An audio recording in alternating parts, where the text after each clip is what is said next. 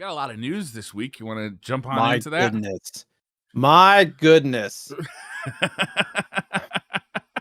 I think I I mean, was really, trying to figure nothing out. notable happened as No, far as like used games go and prices and auctions. Nothing like that happened, right? no, of course not. No, we're going to talk about like arcade one up and all that stuff. Mhm. I was going to see exactly what day like the Zelda went for. I think it was the 9th. So Okay. they basically, and it's funny too because my copy of Mario, like I've been watching two auctions that were part of this whole big um featured auction video game thing on Heritage Auctions, and it was a large collection of stuff getting thrown up and a bunch of it's featured. Like I don't understand how collectors can even keep track of them all because it was like hundreds of games. You imagine if a wealthy collector or investor, quote unquote, was like into multiple things, like how do you keep track of it all? So I was looking specifically at the Mario stuff, but I did kind of peek up like some of the other things that were out, and I was like, oh, I'm curious what they will go for. And then like the news of Zelda NES came out, where it sold for $870,000. And this was like, the new high. The previous top game was Super Mario 3 that sold for 660, I believe, not even Yeah. that long ago, a few months ago in April, I think. And so I can kind of justify this Mario or this Zelda game selling for that much because it's a super rare variant. It's a no Rev A, which means it's really early print, like potentially second print. Okay. And it was a 9.0, but they said it might be the only sealed graded copy like at all. So it was like, okay, well, I kind of understand. We need to have stock numbers. We need to have all that information. Otherwise, this is just going to be nonsense. But then what was it? 2 days later, I think it was 2 days later, Yeah. the new king reigns supreme, Yeah. 1.56 million. We knew that a million was coming at some point. Yeah. But I had no fucking clue that it was going to be Super Mario 64. This blew my fucking mind. Like, it doesn't really make sense. I'm assuming fraud at this point. I'm It's such a assuming common game. I'm assuming this is now become some kind of fraud or like money laundering scheme. This can't be right. Like this can't have happened. The only thing that I can think of, like, if you look at all the copies of games, it pretty much any Nintendo game that is a 9.8, Yeah. it's stupid money. Like a 9.8 goes for like 10 times more than a 9.6. Yeah. So you could have a copy of, like, for example, this a 9.8 going for 1.56, and then like a 9.4, 9.6 going for like 150. Okay. You know, it's it's insane how, like, I don't know if people are just enamored with getting the best of the best of the best of the best. Like this is the highest grade that you can potentially get. Yeah. It doesn't go up to 10. Like their scale doesn't even go up there. Um so some people might just be like insane and so enamored with the idea of having the best, and they just have so much money to throw around, like celebrities or content creators with stupid amounts of money. Yeah. You think about some of the content, like young content creators out there that are making millions and just not like planning ahead and all that stuff. Like I could Yeah. see Right. that being Like this gravy train is gonna last forever, right? but I mean, it is a first print run Super Mario 64, but like there was millions of these made. There's got to So be many. boxes of unopened ones sitting around somewhere that somebody's going to be sending to WATA, That hoping for okay, a so I 9.8. think that's key because when you talk about like rare variants of Zelda or first runs of Super Mario Brothers, like Black Box, like that kind of stuff. Like I get it. Mhm. Like it makes sense to me because these were before Nintendo got popular, before Nintendo even really became before they even knew if they were going to be successful in the US, right? So Mhm. these were low Little prints. volume Yep. prints, only released in like New York, right? Like I get that. It's still obscenely high. It still is a lot of money. Like I don't really understand how you could spend so much money on something like that. But whatever, it's not my money. Money has different value to different people. You know, like Mhm. people would vomit the way I spend money. But this one doesn't make any sense because No. there has got to be more of these out there. There has to be. Oh, Like 100%. it's was there any variance to Mario 64 first runs? Like, because when it first came out, they made a No. million of them because they knew it was going to sell really well, and it was a launch. It was a launch game for a console, Yeah. like the follow up to the Super Nintendo. Nintendo didn't know that the N64 was going to flop. Right. They made a lot of these. To my knowledge, there is only 2 prints that exist for Super Mario 64. There's this one, the red box, and there's the Platinum Choice.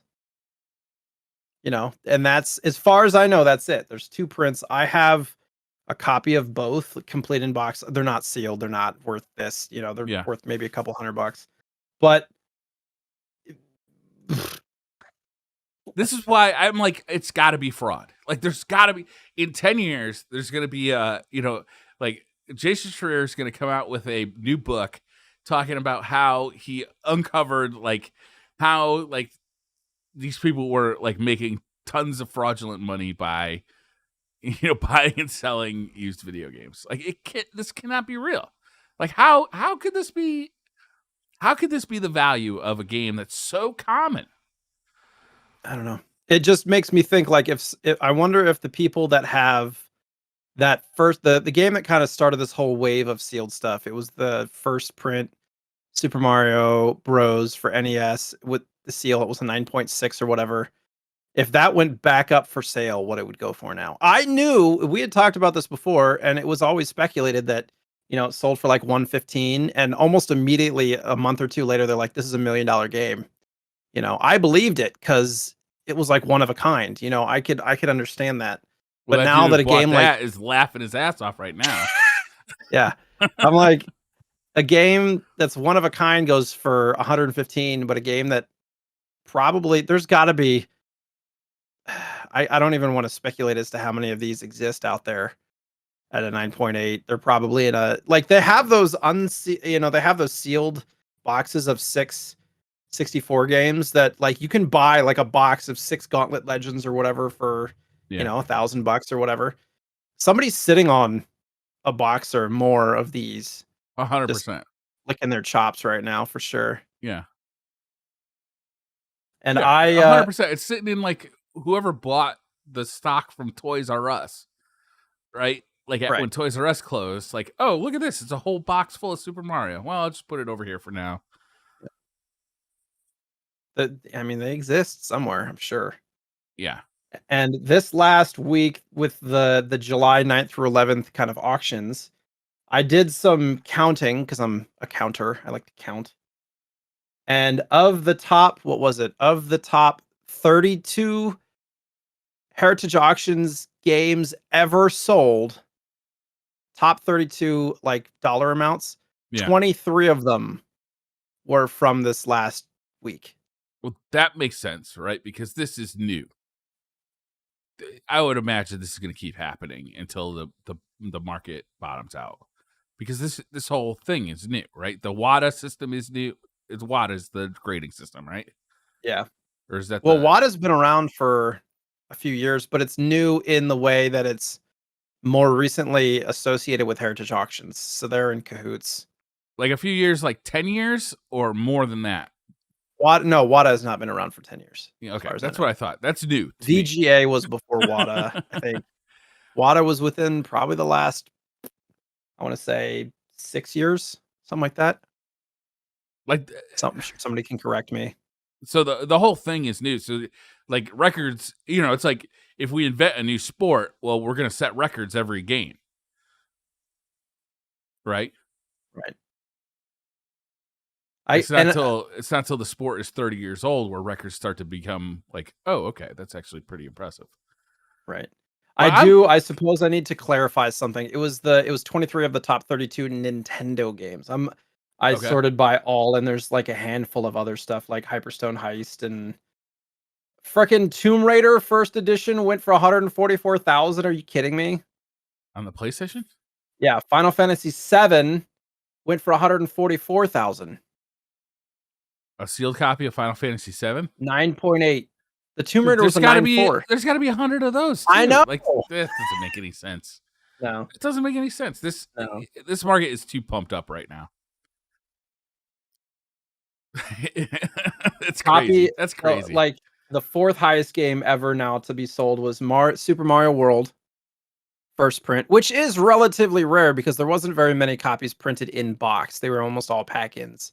Makes sense. Um, Yeah, see, so that makes sense. right, like getting even a complete in box copy of that is fairly hard to come by in good condition. Yeah. And especially since they have a player's choice version too, which is probably the majority of it. But that sold for $360,000 at a 9.4. It's a lot of And then money. like Zelda Ocarina of Time base edition went for 228,000. This reminds me of when I'm like watching documentaries on Netflix or something, and it's like it'll be about like the art world or like the vintage wine world, and they're just spending astronomical amounts of money because they have it. Yeah. Right? It's like the only reason it's worth this much is because we have this much. Yeah. Can I But circle whatever. around? I mean, Sorry. yeah, go ahead. I was just going to say, can I circle around on a story that I've kind of told before, but is now more relevant than Yeah. ever? Oh no. Okay. I don't know So if I you want to remember hear the this. story that I told of that Super Smash Bros. That I Yeah. have sealed that got sent to me in a bubble mailer? Yeah. So to reiterate for anybody who doesn't know the story, I bought a Super Smash Bros. Sealed from a website called 99 Gamers. This is like 7 or 8 years ago. And they had sent me pictures and it was pristine. Like it looked amazing. I didn't see any like major dents or dings or anything. And I sent to that person, I said, please send it in a cardboard box with plenty of shipping like materials to preserve its condition. I had bought like 5 or 6 other games from this person too, like open GameCube games and stuff, because they were selling things for pretty cheap. And I think I spent the equivalent of like $150 on it. When I got it in the mail, because it was shipped in a bubble mailer, it was all dinged up. Like I still have it. It's got like minor crushing, some dings on it and whatnot. It would not grade well. A copy of Super Smash Bros. At a 9.4, which I would probably guesstimate the one that I have would have been somewhere in a 9 to 9.4 had it been shipped in a box. Take a guess what it sold for. $50,000. Up. $85,000. Okay. Basically almost double that. Wow. $144,000. Are the people who buy and sell on Heritage Auctions, are their names public? No, but they apparently, according to Heritage Auctions, have been vetted. Yeah, by Heritage Auctions, who we know That's what what about. Huh? What do we know about Heritage Auctions? How long have they been around? Like They've how been around a legit long are time. they? But there has this been, sounds like fraud to me. It doesn't make any sense. there have been some lawsuits around Heritage Auctions about fraud in the past Yeah. with like art sales and stuff. Oh, they do art So. sales too. It's not just video games. Oh, they do everything. Okay. They do art, antiques, sports cards, historical stuff, entertainment, comic books, coins, like everything. They're the big auction. They're the like they're like the NFL of auctions, and eBay's the like Pee Wee team. Do they have to have the product in hand for Yes. it to be sold? Okay. Yes. There's lots That's of like insane, man. That's insane amount of money. But hey, you know what? You can't take it with you. Fuck it.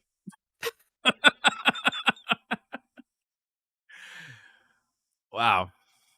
I'm sorry to hear about that Super Smash Brothers, man. That it just fucking keeps coming back sucks. to haunt me, man. Yeah. Keeps coming back. I mean, at this point, if I was out to make some money, the only thing I'd be looking for is sealed copies of games, because like this is ridiculous. Yeah, it's insane. Are you tempted? Okay, so now I got to come back around to your Super Mario Brothers. Are you tempted to put it up there? Well, yeah. So the two that I had been watching, one was a 5.5 and the other was a 6.0. Mine's a 7.0. The 5.5 sold for like 3,200, and I was like, that seems really low. Yeah, because it was way lower than any of the other ones that had sold. And I looked at it, and I was like, oh, that's why there's a hole. There's like a dent hole in the back of the box. and it Okay. says that the manual has like ripped pages, and I was like, okay, that would make sense. The 6.0 sold for just under 10K, Okay, and you get a like 7.0. 98 or 9900, something like that. Not that that's a guarantee of that yours will sell for more, but I mean, it's an indication Yeah. at least, And right? mine is technically the highest graded. It's graded higher than any of the ones that they've sold because my cart is a 9.6 and the other highest was like an 8.0. So mine's slightly higher than the highest that's ever sold there Man, overall. I mean, I I almost, can't sit on it, man. It's just I almost well, like now I'm thinking about the Super Smash Bros. Too. I gotta send that and get it graded now. yeah, right. Fuck. It's gonna be like an 8 or an 8.5, something like that. All right. Well, there's still more news to go with this. Yeah. Yeah. That is Uh insane, though. deep breaths. Woosah. All right.